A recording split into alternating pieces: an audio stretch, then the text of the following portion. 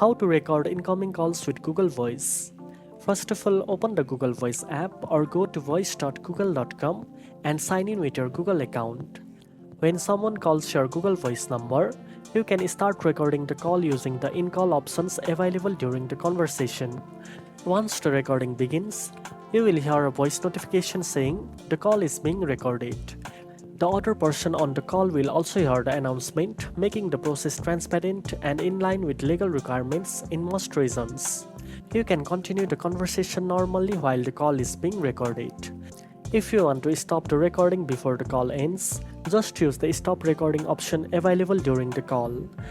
All your recorded calls are saved under the Calls tab. From there, you can easily listen to them, download for safekeeping, or delete if no longer needed. Now you know how to record incoming calls with Google Voice.